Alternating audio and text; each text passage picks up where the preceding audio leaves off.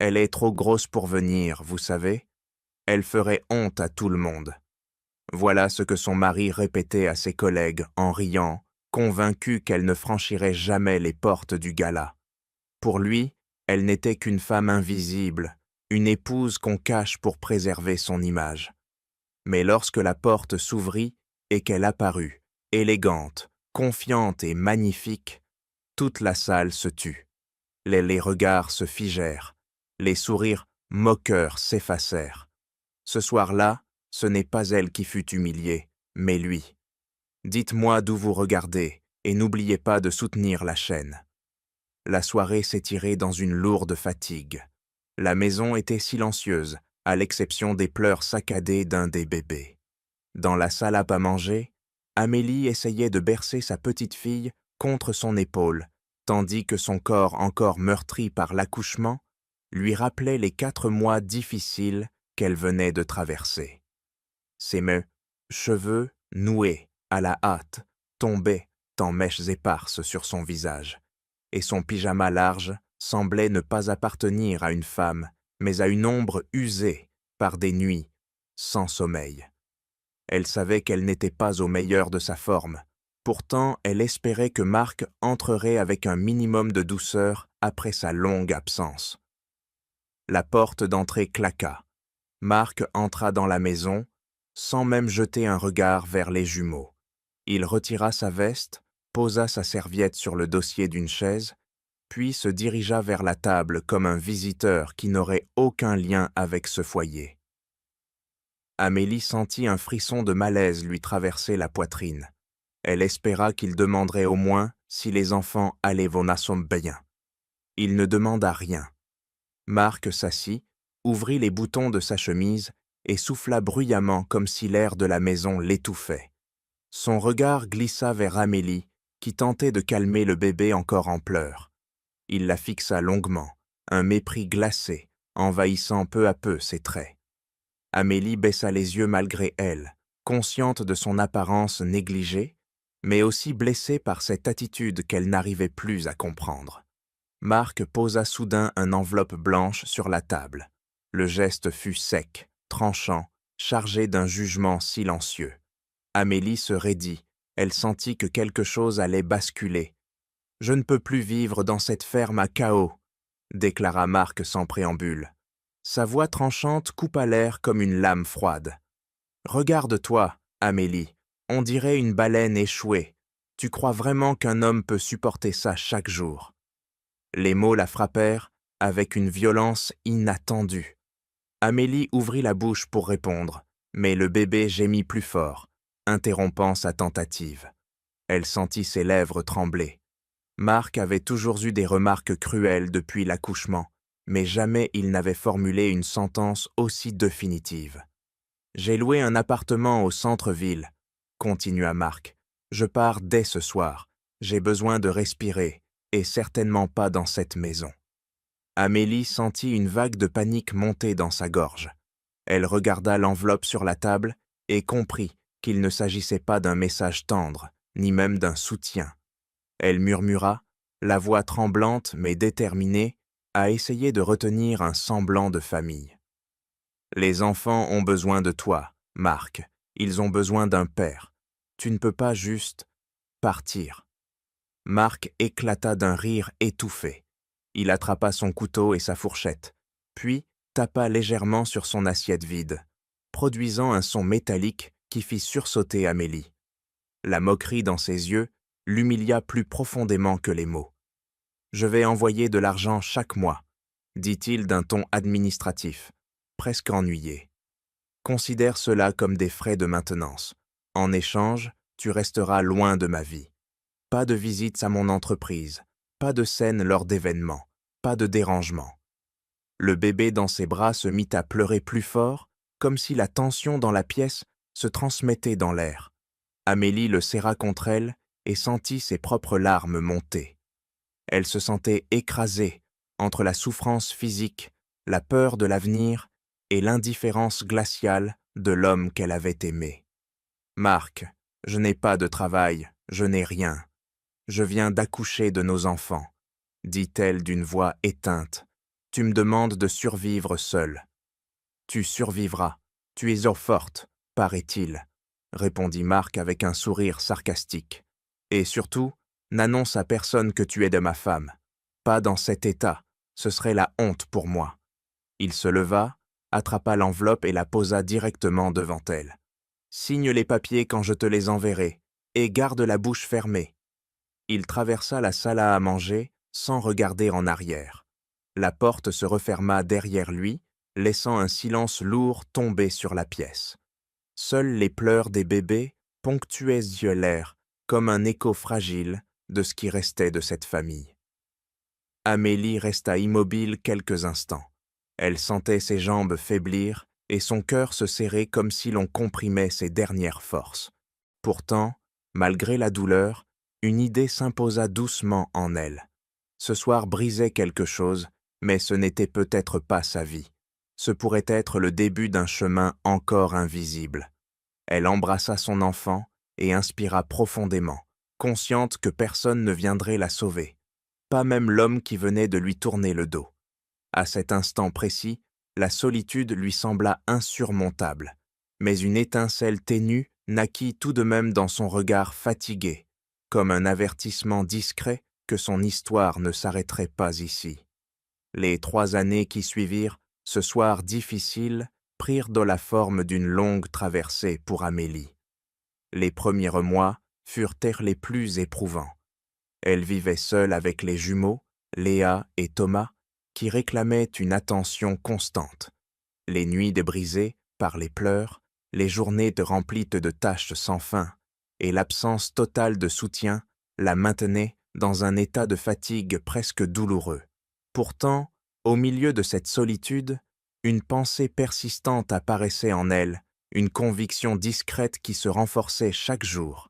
Elle refusait de rester la femme brisée que Marc avait abandonnée. Elle commença par de petites choses. Elle reprit ses cours en ligne en profitant des siestes des enfants. Elle se plongea dans les bases de la gestion financière, puis continua avec des modules plus avancés. Elle se surprit à comprendre vite et à retrouver une satisfaction qu'elle n'avait plus ressentie depuis longtemps. Les progrès nourrissaient de son estime et la poussaient à aller plus loin. Elle confia les jumeaux quelques heures par semaine à une jeune femme du quartier, Inès, qui devint rapidement une présence précieuse dans sa vie. Inès était douce et patiente avec les enfants, et sa chaleur naturelle offrait à Amélie un réconfort silencieux. Grâce à cette aide, Amélie put consacrer plusieurs heures par jour à des projets personnels et à une discipline physique exigeante qui transforma peu à peu son corps affaibli. Les douleurs du passé s'atténuaient à mesure que son endurance augmentait. Elle comprit que la souffrance que Marc avait laissée derrière lui pouvait devenir un moteur. Chaque séance de sport portait en elle une forme de réparation. Chaque nouvelle compétence acquise représentait une liberté retrouvée. Elle ne voulait plus dépendre de personne, encore moins du regard de l'homme qui l'avait humiliée. Au fil des mois, l'idée de créer quelque chose qui lui appartiendrait entièrement commença à prendre forme. Elle ouvrit un carnet où elle nota les premières idées d'une plateforme de conseil financier accessible aux femmes qui, comme elle, avaient besoin de reprendre le contrôle de leur vie. Elle passa des nuits à tester, effacer, recommencer. Elle suivit des tutoriels, lut des articles spécialisés et développa peu à peu un projet qui devint son souffle quotidien. 2 ans après la séparation, la plateforme Nova prit naissance. Elle commença modestement, avec quelques publications anonymes, puis attira progressivement une communauté fidèle. Le nom de Nova commença à circuler sur les réseaux professionnels grâce à la précision des analyses et aux stratégies pertinentes qu'elle proposait. Amélie ne révéla jamais son identité. Elle voulait que ses compétences parlent pour elle, et non son histoire personnelle. Le succès croissant de Nova entraîna de nouvelles responsabilités. Elle investit une partie du montant mensuel envoyé par Marc dans des cours plus avancés et dans la mise en place d'un site professionnel. Elle recruta à distance une consultante indépendante, Clara, une ancienne collègue de formation en ligne.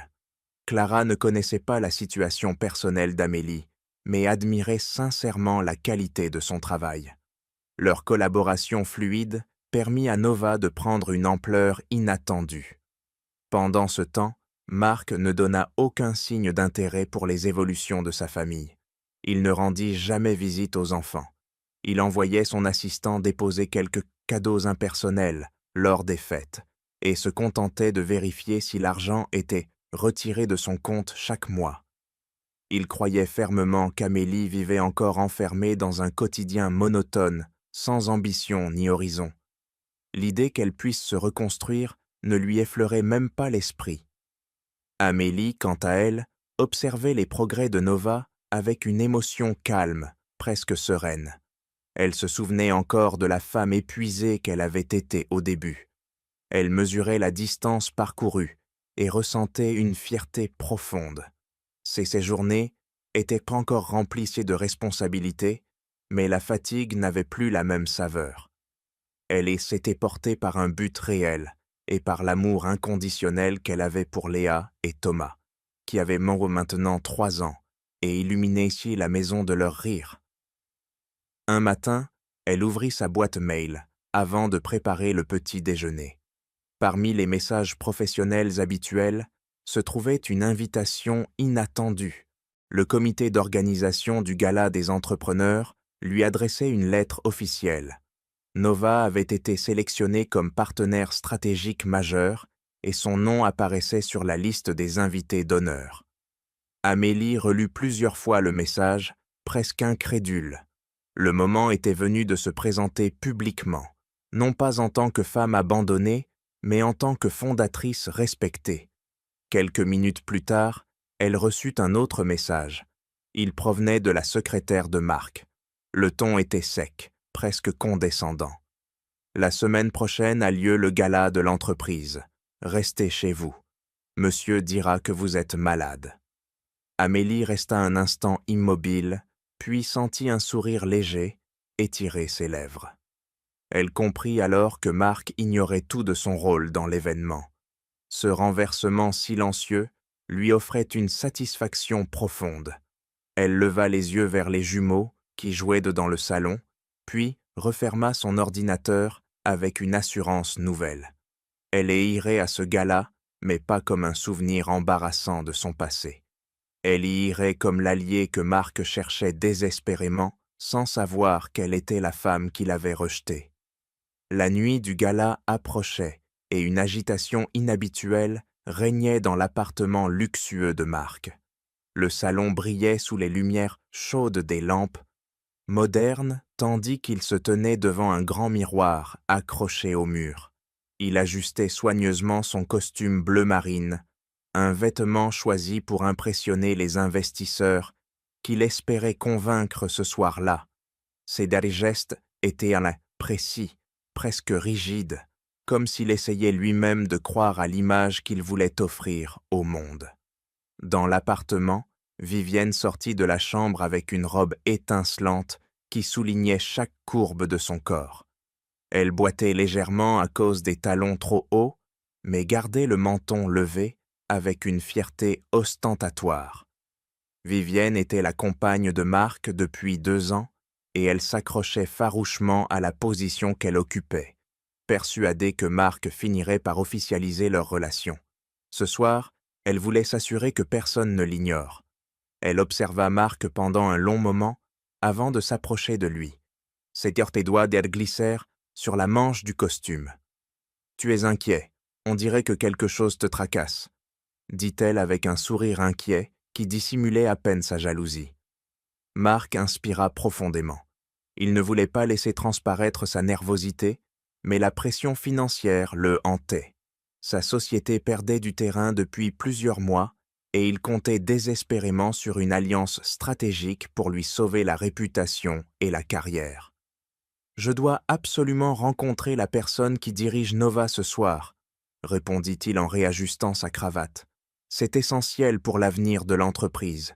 Si nous perdons ce partenariat, nous serons en difficulté. » Vivienne fronça légèrement les sourcils. Elle n'aimait pas l'idée qu'une autre figure puisse avoir un tel impact dans la vie de Marc.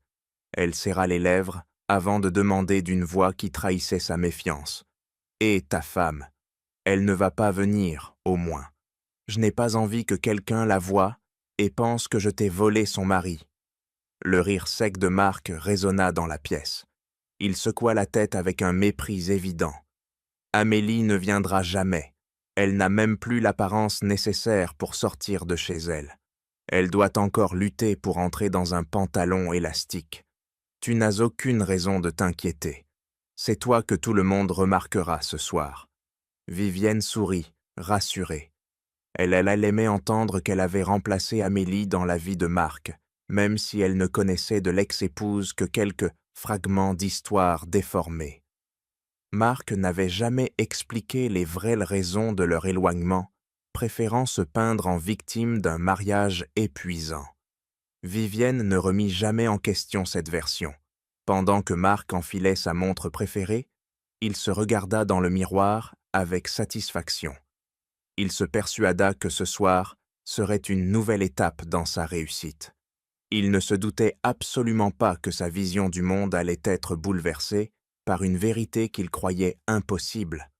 Pendant ce temps, dans une petite maison chaleureuse à l'autre bout de la ville, Amélie terminait de coucher les jumeaux.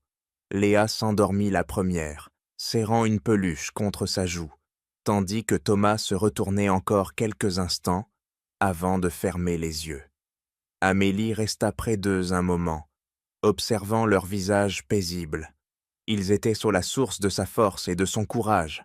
Elle entra ensuite dans sa chambre et ouvrit la porte d'un placard où reposait la robe qu'elle avait choisie pour le gala. Le tissu rouge foncé brillait sous la lumière douce de la lampe. Elle y effleura la matière avec une émotion discrète. Ce vêtement représentait plus qu'une simple tenue de soirée. Il symbolisait tout le chemin parcouru depuis la nuit où Marc avait quitté la maison.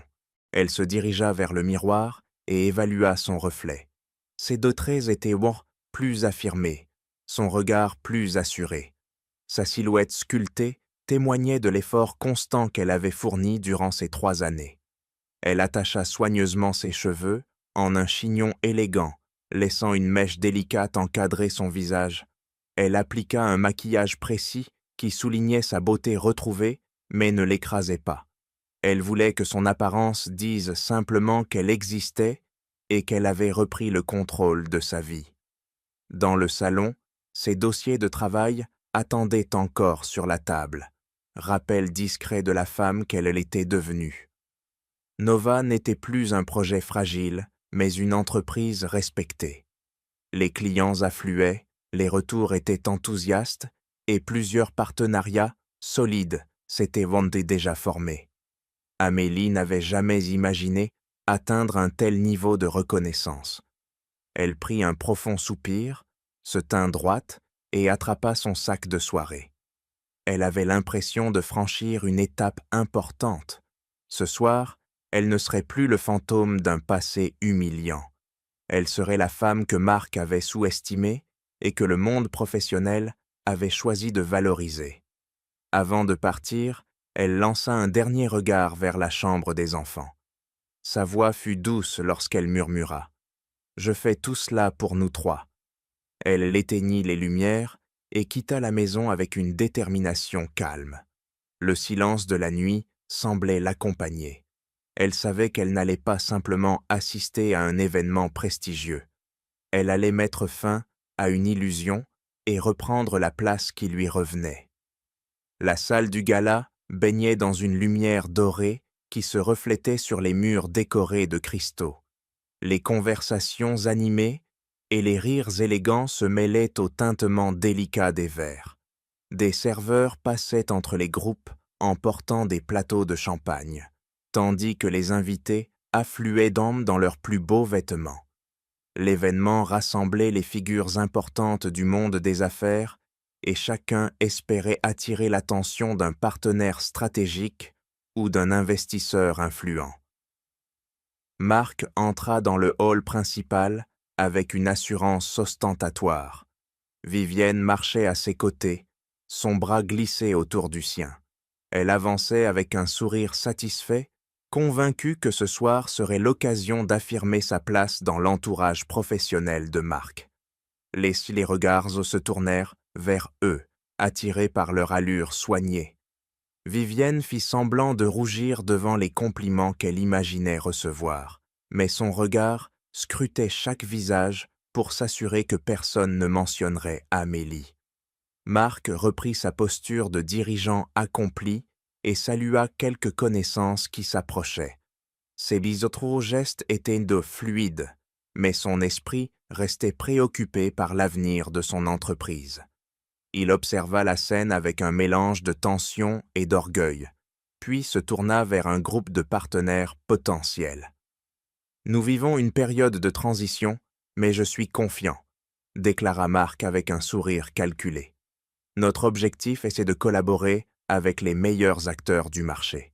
C'est pour cela que la rencontre avec l'équipe de Nova sera décisive. » Les interlocuteurs hochèrent la tête avec respect.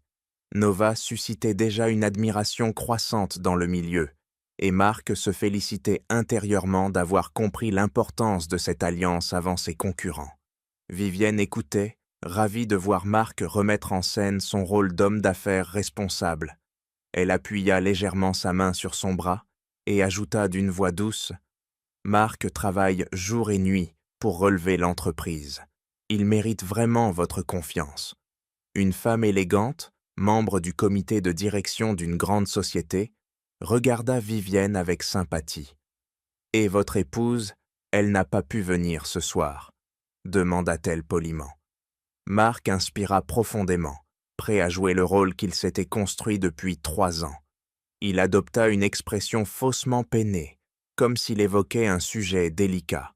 « Je l'ai invitée, bien sûr, » répondit-il avec un ton résigné. « Mais Amélie n'est plus la femme qu'elle l'était. La maternité l'a beaucoup bouleversée. Elle ne se sent plus à l'aise pour sortir.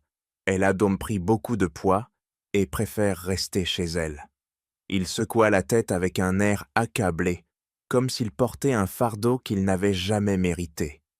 Vivienne baissa pudiquement les yeux, donnant l'impression qu'elle soutenait Marc dans cette épreuve imaginaire. Les invités affichèrent une compassion polie. Certains glissèrent même des mots réconfortants qui ne firent qu'encourager Marc à poursuivre son récit. Il prit une légère inspiration avant d'ajouter « J'ai essayé de l'aider. J'ai engagé un coach et un spécialiste en nutrition.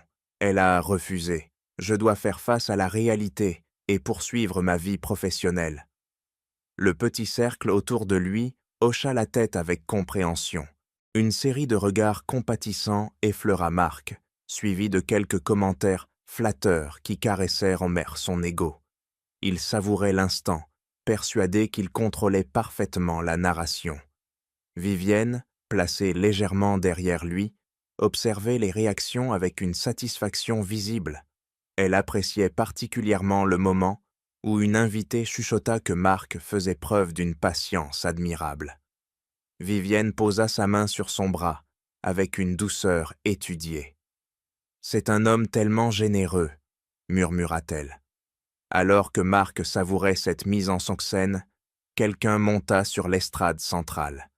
Julien, le maître de cérémonie, prit la parole. Julien était connu pour sa capacité à animer les plus grands événements et pour son réseau impressionnant dans le milieu des entrepreneurs. Il représentait une figure respectée et sa présence attirait l'attention de tous les convives. Mesurant le silence qui s'installait peu à peu, il leva son micro et adressa un sourire assuré à l'assemblée. « Mesdames et messieurs, merci d'être parmi nous pour célébrer cette soirée exceptionnelle. Nous avons la chance d'accueillir des partenaires ambitieux, des investisseurs engagés et des dirigeants visionnaires. » Marc redressa les épaules, convaincu que l'annonce tant attendue approchait. Vivienne serra sa main, comme pour partager avec lui la gloire qu'elle croyait imminente. Julien poursuivit. « Ce soir, nous avons l'honneur de présenter un nouvel allié stratégique, dont les innovations ont profondément marqué le secteur. Cette fondatrice a su transformer une idée en une réussite impressionnante, et son entreprise, Nova, est devenue l'un des acteurs les plus influents de l'année. Un murmure s'éleva dans la foule. Certaines personnes applaudirent déjà. Mark sentit une montée d'excitation lui parcourir la colonne vertébrale. Il était persuadé que la dirigeante de Nova allait lui tendre une main salvatrice. Il se pencha vers Vivienne pour murmurer « On y est, quand je la rencontrerai, tout changera pour nous. » Vivienne hocha la tête, les yeux brillants d'ambition. Julien leva alors la main avec solennité. « Veuillez accueillir la fondatrice et dirigeante de Nova, la brillante et remarquable Amélie. » Le silence tomba d'un seul coup dans la salle. Marc cessa de respirer. Vivienne écarquilla les yeux sans comprendre. Les portes du fond s'ouvrirent lentement, comme si la nuit elle-même retenait son souffle. Un silence dense enveloppa la salle dès que Julien prononça le nom d'Amélie. Les invités échangèrent des regards surpris, certains cherchant à se souvenir de cette femme dont ils avaient entendu le nom sans jamais l'associer à une image. Le murmure qui s'éleva ressemblait à un souffle de vent hésitant, comme si personne n'osait briser l'instant. Les grandes portes du fond s'ouvrirent avec lenteur. La lumière chaude de l'extérieur dessina une silhouette féminine qui s'avançait calmement. Lorsque la figure entra enfin sous les projecteurs, la salle entière retint sa respiration. Amélie marchait d'un pas assuré. Sa robe rouge, fluide et élégante, glissait autour de ses hanches avec une grâce naturelle. Une fente délicate révélait la ligne parfaite de sa jambe à chaque mouvement. Son chignon haut dégageait son visage parfaitement maquillé et ses yeux sombres brillaient d'une détermination tranquille. Elle avançait comme une femme qui connaissait sa valeur et qui n'avait plus rien à prouver. Les conversations cessèrent. Plusieurs verres se figèrent à mi-hauteur. Une invitée porta une main à sa bouche. L'apparition d'Amélie avait frappé tout le monde par sa beauté, mais surtout par la force sereine qu'elle dégageait. Dans un coin de la salle, Vivienne sentit son cœur s'emballer. Le verre qu'elle tenait glissa entre ses doigts et s'écrasa au sol, éclaboussant d'un liquide rouge foncé le satin de sa robe. Elle ne s'en rendit même pas compte. Elle fixait Amélie comme si elle avait vu une apparition irréelle. Quant à Marc, il était incapable de bouger. Ses yeux s'agrandirent d'un mélange d'incrédulité et de panique. Il frotta son regard avec des gestes rapides, persuadé qu'il hallucina. Son esprit se mit à tourner à toute vitesse alors qu'il tentait d'associer la femme éblouissante qui avançait avec l'image fanée et douloureuse qu'il avait gardée en mémoire. « Ce n'est pas possible », murmura-t-il dans un souffle à peine audible. Julien, resté sur scène, accueillit Amélie avec un sourire empreint d'admiration. Il s'inclina légèrement lorsqu'elle arriva près de lui. « Merci d'être parmi nous ce soir, Amélie. Votre travail a profondément marqué le secteur, et c'est un honneur de vous compter parmi nos partenaires. » La salle applaudit, d'abord timidement, puis avec plus d'enthousiasme à mesure que chacun prenait conscience de la stature de la femme qui se tenait devant eux. Amélie sourit, l'air presque serein, bien que son cœur battît légèrement plus vite sous l'effet du moment.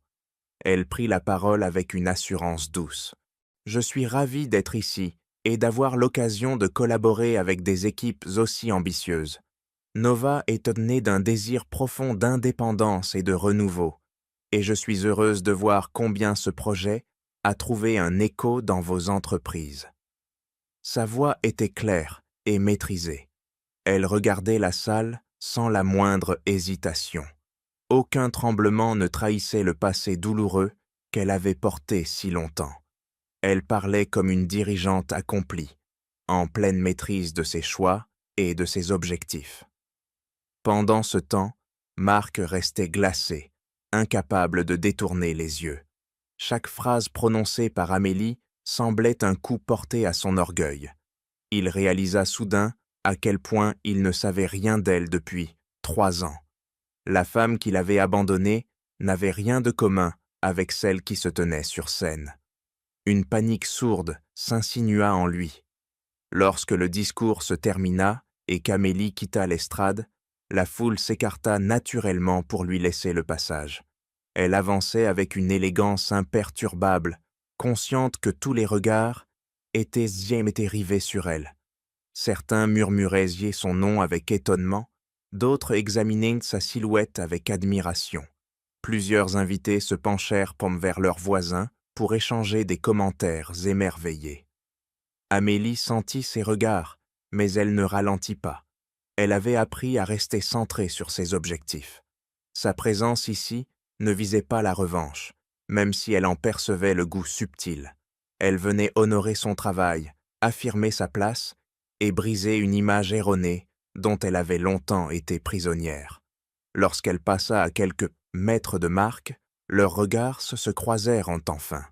Marc chercha un signe de reconnaissance, un geste, un sourire nostalgique, quelque chose qui lui rappellerait la femme qu'il avait connue. Mais les yeux d'Amélie restèrent parfaitement calmes. Elle le regarda avec la distance polie que l'on accorde à un inconnu. Ce regard atteignit Marc profondément. Il comprit en un instant que l'influence qu'il avait eue sur elle s'était dissipée depuis longtemps. Vivienne, toujours à côté de lui, sentit la tension qui irradiait de son corps. Elle tenta de murmurer « Marc, dis-moi que ce n'est pas elle. » Il ne répondit pas. Sa gorge se serra, et il suivit Amélie du regard avec un mélange d'effroi et de regret qu'il n'osait pas nommer. Amélie poursuivit sa marche jusqu'à rejoindre Julien. Elle échangea quelques mots avec lui pour organiser la suite de la soirée. Ses gestes étaient mesurés, sa respiration stable. Elle se savait observée, mais elle ne laissa paraître aucune vulnérabilité. À cet instant précis, toute la salle comprit que la femme qu'ils avaient sous-estimée était devenue une figure incontournable de leur monde. Amélie n'était plus la femme abandonnée dans une maison silencieuse. Elle était la dirigeante de Nova, une présence qui imposait respect et admiration. Après son discours, Amélie avait rejoint un groupe d'investisseurs pour échanger quelques mots. Elle souriait avec une aisance nouvelle, consciente que les regards admiratifs se multipliaient autour d'elle. Elle parlait de projets et d'objectifs, sans laisser transparaître la moindre tension intérieure. Pourtant, elle savait que Marc ne tarderait pas à réagir. Elle sentait sa présence derrière elle, lourde et hésitante, comme une ombre qui refusait de disparaître. Au bout de quelques instants, elle prétexta devoir se rendre à l'espace réservé aux invités d'honneur. Elle s'éloigna calmement du groupe, mais, à peine avait-elle franchi un couloir latéral, que Marc surgit devant elle. Il semblait à bout de souffle, comme s'il avait couru pour la rattraper. Ses yeux étaient écarquillés, traversés d'une panique confuse. « Qu'est-ce que tu fais, ici ?» demanda-t-il d'une voix où se mêlaient colère et incrédulité.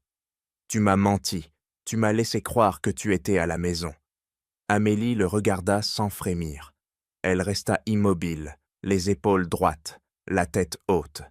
Elle sentait la vibration sourde de l'émotion qui traversait Marc, mais elle refusait de se laisser atteindre par sa confusion. « Je ne t'ai rien dit, Marc, » répondit-elle calmement. « Tu n'as pas demandé, tu n'es pas venu, et tu as imaginé le reste. » Sa voix claire résonna dans le couloir désert. Marc serra les dents, surpris par sa placidité. Il chercha un moyen de reprendre le contrôle. « Comment as-tu fait pour arriver là ?» lança-t-il d'un ton dur. « Tu ne connaissais rien à ce milieu. Tu ne pouvais pas créer Nova seul. Quelqu'un t'a aidé. » Amélie esquissa un sourire discret. Elle voyait dans les yeux de Marc une incapacité persistante à concevoir qu'elle puisse avoir réussi sans lui. « J'ai travaillé, » dit-elle simplement. « J'ai appris, j'ai construit. C'est exactement ce que tu pensais que je ne ferais jamais. » À cet instant, Vivienne atteignit le couloir. Elle avait quitté le hall précipitamment pour suivre Marc, inquiète de le perdre dans la foule. Lorsqu'elle vit Amélie, ses épaules se raidirent. Elle observa la femme devant elle avec un mélange d'hostilité et d'insécurité. « Alors c'est donc toi, » dit Vivienne avec un rire forcé. « Tu as dû dépenser une fortune pour te refaire. Je suppose que l'argent de Marc a servi à ça. Amélie tourna légèrement la tête vers elle, sans perdre son calme. Vivienne s'attendait à provoquer un malaise, peut-être une honte, mais ne trouva devant elle qu'un regard froid et impénétrable. « Je n'ai rien refait, » répondit Amélie avec une douceur étonnante, « et je n'ai jamais utilisé un centime de Marc pour changer mon apparence. Sa contribution a servi ailleurs. Tu serais surprise d'apprendre à quel point. » Vivienne sentit une chaleur désagréable envahir son visage. Elle s'apprêta à répliquer, mais Amélie se tourna soudain vers un groupe de partenaires, de Marc qui passaient non loin. Certains d'entre eux avaient entendu des fragments de cette conversation. Amélie prit une respiration paisible, puis adressa aux invités un sourire parfaitement maîtrisé. « Il paraît que je pèse 250 livres, » dit-elle avec une légère ironie. « Je suis ravie d'apprendre que la mémoire de Marc est si créative. Il ne me reconnaît même pas, ce qui en dit long sur sa capacité à suivre ses propres dossiers. Peut-être devriez-vous en tenir compte lorsque vous lui confiez vos contrats. » Les mots se répandirent comme une onde dans le couloir. Les partenaires échangèrent des regards troublés. Un silence gêné se fit sentir. Marc, déstabilisé, sentit son cœur s'emballer. Sa réputation, qu'il croyait maîtrisée, lui échappait soudain. « Ce n'est pas ce que tu crois, » tenta-t-il d'expliquer à ses associés, mais leurs yeux se détournaient déjà. Le doute venait d'entrer en eux. Amélie le regarda encore une fois, sans colère, mais avec une distance définitive. « Tu m'as effacé de ta vie, Marc, » dit-elle. « Tu m'as dépeinte comme un fardeau pour attirer la sympathie. Ce soir, je te montre simplement que ton récit n'a plus de place ici. » Vivienne sentit Marc perdre pied et s'approcha pour lui saisir le bras. Elle voulut parler, mais aucun mot convaincant ne lui vint. Sa présence sembla soudain insignifiante face à la stature d'Amélie. Marc leva la main comme s'il voulait toucher Amélie ou la retenir, mais elle recula d'un pas, d'un geste précis et assuré qui marquait une frontière claire. « Ne recommence jamais ce geste, » dit-elle d'une voix douce mais ferme. Le mouvement de recul attira l'attention de 2 agents de sécurité postés près du couloir. Ils s'avancèrent discrètement, prêts à intervenir si la situation se tendait davantage. Amélie les aperçut et hocha légèrement la tête. Ils restèrent en retrait, mais leur présence suffisait à rappeler à Marc qu'il ne pouvait plus imposer sa volonté. Il tenta une dernière fois de la confronter. « Nous pouvons en discuter ailleurs, » dit-il, comme s'il cherchait encore un terrain où retrouver l'avantage. « Il n'y a rien à discuter, » répondit Amélie. « Tu as choisi de ne pas me voir pendant 3 ans. Tu vis avec les conséquences de ce choix. » Elle le contourna avec une lenteur mesurée, comme si elle refermait une porte invisible. Les partenaires de Marc s'écartèrent pour la laisser passer. Son pas était calme, le regard droit, la respiration stable. Elle avançait vers le centre du gala avec l'assurance d'une femme qui venait de reprendre tout ce qui lui avait été volé. La musique résonnait encore faiblement dans la salle principale du gala lorsque Marc rejoignit la foule. Son visage était tendu, ses gestes nerveux. Il cherchait désespérément à retrouver un semblant de contrôle. L'humiliation qu'il venait de subir semblait battre dans ses tempes. Amélie, quant à elle, s'était éloignée pour saluer quelques invités qui la félicitaient pour son intervention. Elle affichait un calme frappant, comme si elle avait appris à respirer au milieu du chaos. Marc observa la scène avec un mélange de rage et d'incompréhension. Il vit un homme politique serrer la main d'Amélie, puis un investisseur prestigieux lui adresser un sourire approbateur. Chaque marque de respect, portée à son ex-épouse, lui donnait l'impression qu'on lui arrachait un morceau de ce qu'il croyait posséder. Il décida d'agir, la colère l'aveuglait. Il traversa la salle d'un pas rapide, bousculant légèrement un serveur qui faillit renverser son plateau. Lorsque Marc arriva derrière Amélie, il attrapa son poignet avec une brusquerie soudainement violente. « Tu ne vas pas me ridiculiser comme ça devant tout le monde !» siffla-t-il entre ses dents. Amélie se retourna lentement. Ses yeux d'étaient froids, parfaitement clairs. La salle n'était pas complètement silencieuse, mais plusieurs regards s'étaient bien déjà tournés vers eux. Elle se dégagea d'un geste précis. Sa voix, lorsqu'elle répondit, ne tremblait pas. « Ne me touche plus jamais !» Marc voulut répliquer, mais un agent de sécurité s'avança après avoir observé la scène. Cet homme, nommé Pierre, supervisait discrètement la soirée et avait reçu plutôt un signe d'Amélie lorsqu'elle avait traversé le couloir. Il connaissait son statut de partenaire stratégique et se devait de veiller à sa sécurité. « Tout va bien ici ?» demanda Pierre d'un ton ferme. Marc recula légèrement, irrité par l'intervention, mais toujours incapable de se calmer. Il jeta un regard furieux à Amélie, comme si elle était responsable de tout ce qui s'écroulait autour de lui. « Tu crois que tu peux te présenter ici et ruiner ma réputation ?» lança-t-il, la voix presque tremblante. « Tu crois que ton petit discours va changer quelque chose? Tu n'es rien sans moi. » Amélie inspira profondément. Elle sentit que le moment était venu. Elle posa son sac de soirée sur une table voisine, ouvrit délicatement le fermoir et en sortit une enveloppe crème. Le geste était simple, mais il porta un poids immense. « Je suis venue te rendre ceci », dit-elle en lui tendant l'enveloppe. Marc la regarda sans comprendre. Il y avait dans ses yeux une lueur d'espoir, comme s'il s'attendait à une tentative de réconciliation, une forme de pardon inattendu.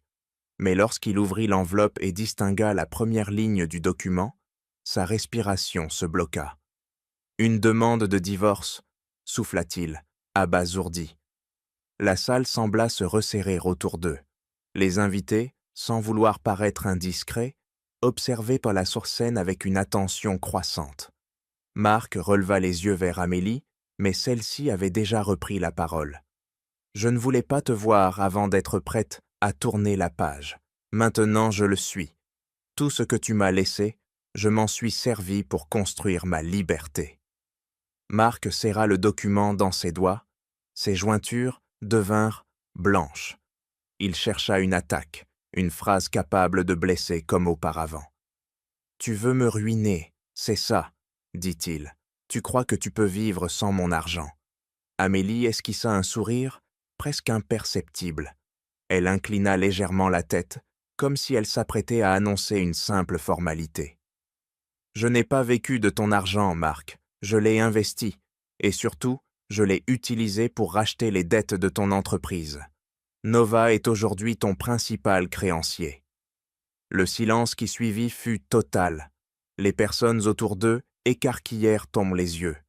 Même Vivienne, qui avait rejoint Marc mais restait légèrement en retrait, porta une main à sa poitrine comme si elle avait reçu un choc. Marc resta figé. Il chercha à articuler quelque chose, mais aucune phrase cohérente ne sortit. Sa mâchoire tremblait légèrement. Amélie poursuivit d'une voix calme. « Tu as voulu m'effacer. Tu as pensé que je resterais la femme perdue que tu avais quittée. Pendant que tu me méprisais, je rachetais ce qui te maintenait en place. Je n'ai pas besoin de te détruire, Marc. Tu t'es détruit tout seul en refusant de voir ce que j'étais capable de devenir. » Vivienne fit un pas en arrière, les lèvres tremblantes. Elle comprit instantanément que la chute de Marc la mènerait avec lui si elle s'accrochait encore. Elle lâcha doucement le bras de Marc et détourna le regard, cherchant discrètement une sortie. Marc cligna des yeux plusieurs fois. Il prit une longue inspiration, comme un homme qui tente de sortir la tête de l'eau, puis dit d'une voix brisée. « Tu veux la garde des enfants, c'est ça. Oui, je serai présente pour eux, contrairement à toi. » Elle remit l'enveloppe dans sa main. « Tu peux signer ici ou attendre le tribunal. Le résultat sera le même. » Pierre, l'agent de sécurité, s'approcha encore pour s'assurer que Marc ne ferait rien d'imprévisible. L'ambiance du gala était assombrie par cette scène, mais une sorte de respect silencieux s'était installé autour d'Amélie. Plusieurs invités la regardaient avec admiration. Elle adressa à Marc un dernier regard, non pas chargé de rancœur, mais de certitude. « Mon histoire avec toi s'arrête ici. Puis elle tourna les talons et s'éloigna. Sa robe rouge effleurait le sol à chaque pas. Les conversations reprirent donc doucement derrière elle, comme si la salle reprenait vie après une secousse. Marc resta immobile, tenant l'enveloppe qui concrétisait sa chute. La soirée continuait, mais rien n'était plus comme avant. 1 mois avait passé depuis le gala, et la vie d'Amélie avait pris une tournure nouvelle, apaisée et lumineuse. Chaque matin, la lumière claire du soleil traversait les grandes fenêtres de son nouvel espace de travail. Ce bureau, situé dans un bâtiment moderne, offrait une vue dégagée sur la ville. Les murs étaient décorés de couleurs douces et de quelques dessins faits par Léa et Thomas. L'endroit respirait la sérénité et l'équilibre, exactement ce que recherchait Amélie après des années tumultueuses. Les noumets jumeaux jouaient dans un coin de la pièce sur un tapis multicolore. Léa faisait rouler une petite voiture, tandis que Thomas construisait une tour avec des blocs de bois. Leur sourire remplissait la pièce d'une chaleur simple et joyeuse. Amélie les observait avec un sourire calme. Elle avait choisi de les garder près d'elle aujourd'hui, profitant d'une matinée moins chargée que d'habitude. Sur son bureau, plusieurs dossiers attendaient son attention. Les courbes des graphiques témoignaient de la croissance stable de Nova. La confiance des partenaires n'avait cessé de croître depuis le gala et Amélie recevait régulièrement des demandes de collaboration. Elle gérait cette nouvelle vague avec prudence et lucidité, consciente de l'importance de maintenir le cap qu'elle avait choisi. Alors qu'elle consultait ses notes, on frappa doucement à la porte. Julien entra, un sourire chaleureux éclairant son visage. Il tenait un sac en toile dans la main et leva légèrement le bras pour saluer les jumeaux. « Bonjour vous deux, je vois que vous construisez un empire », plaisanta-t-il. Thomas leva la tête, fier de sa tour, et répondit avec un sérieux touchant. « C'est très solide. » Julien rit doucement avant de se tourner vers Amélie. « Je t'ai apporté quelques documents pour notre projet commun, » dit-il, « et aussi quelque chose à manger. Je sais que tu oublies parfois de faire une pause. » Amélie secoua la tête avec un sourire reconnaissant.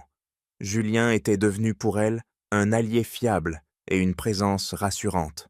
Il n'essayait jamais d'envahir son espace personnel et respectait profondément ses choix. Leur relation reposait sur la confiance et l'admiration mutuelle, sans aucune attente qui pourrait l'étouffer. « Merci, Julien, tu n'étais pas obligé, » répondit-elle. Il posa le sac sur la table et ajouta avec douceur. « Je tiens simplement à ce que tu ne te fatigues pas. Tu as beaucoup donné ces dernières lignes temps. » Amélie s'installa dans son fauteuil et ouvrit le dossier qu'il lui tendait. Ils discutèrent longuement des grandes lignes du projet et des modifications possibles. Julien observait parfois Amélie en silence, admirant la clarté de sa pensée et la force tranquille qu'elle dégageait. Il savait qu'elle revenait de très loin et respectait profondément la manière dont elle avait reconstruit chaque morceau de sa vie. Pendant ce temps, la vie de Marc avait pris la direction opposée. Dans un appartement petit et sombre, loin du confort qu'il avait autrefois considéré comme acquis, il vivait entouré de cartons. Les factures s'empilaient sur la table, et la lumière blafarde des néons rendait l'endroit encore plus morose. Il n'était plus le dirigeant charismatique qui défilait dans les couloirs de son entreprise. Après le scandale du gala, le conseil d'administration avait immédiatement voté sa destitution. Les investisseurs avaient perdu confiance en lui et lui avaient reproché sa gestion imprudente. Vivienne avait quitté l'appartement sans un mot la nuit même du gala. Marc n'avait pas essayé de la retenir. Il savait qu'elle ne resterait pas une fois que la façade brillante s'effondrerait. La solitude le frappa avec une force qu'il n'avait jamais anticipée. Il passa plusieurs jours à essayer de comprendre comment sa vie avait pu se fissurer aussi vite, mais aucune réponse ne le satisfaisait. La vérité la plus simple restait pourtant la plus douloureuse. Il avait sous-estimé la femme qui partageait un jour sa vie. Dans son bureau lumineux, Amélie ferma un dossier et s'étira légèrement.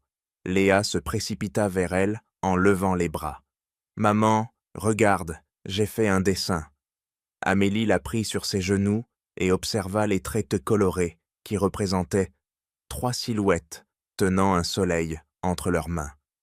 Elle sentit son cœur se serrer d'une tendresse infinie. « C'est magnifique, ma chérie, tu as beaucoup de talent. » Thomas les rejoignit en déclarant qu'il voulait aussi participer. Amélie les embrassa tous les deux sur le front. Pour elle, ce moment valait plus que n'importe quelle reconnaissance publique. Julien les regardait avec un sourire sincère. Il prit la parole après un court silence. « Tu sais, Amélie, je crois que ce que tu as construit va bien au-delà de Nova. Tu as créé une vie qui te ressemble vraiment. » Elle baissa les yeux, touchée par ces mots. Pendant longtemps, elle s'était demandé si elle parviendrait à retrouver une existence stable, loin de la douleur et du mépris. Aujourd'hui, elle réalisait qu'elle avait bâti quelque chose de solide, de serein et de profondément vrai. « Je n'ai plus peur de l'avenir », avoua-t-elle doucement. Julien acquiesça avec bienveillance. « Tu n'as plus à en avoir, l'avenir t'appartient. » Les jumeaux éclatèrent de rire, comme si leur petit corps ressentait l'atmosphère apaisée de la pièce. Amélie les serra contre elle, puis posa son regard sur la ville qui s'étendait derrière les vitres. Elle pensa à la femme qu'elle était 3 ans plus tôt, à la fatigue, aux larmes silencieuses, aux soirs d'incertitude. Et elle comprit soudain que cette version d'elle-même méritait une gratitude infinie. Sans cette douleur, elle n'aurait peut-être jamais découvert la force qui sommeillait en elle. Une paix profonde l'envahit. Elle murmura pour elle-même, d'une voix presque imperceptible, « Merci de m'avoir laissé partir. Grâce à cela, j'ai pu me retrouver. » La lumière du matin s'étendait doucement sur la pièce. Amélie se sentit prête à écrire un nouveau chapitre de sa vie, un chapitre qui ne dépendrait plus de personne, sinon de son propre courage.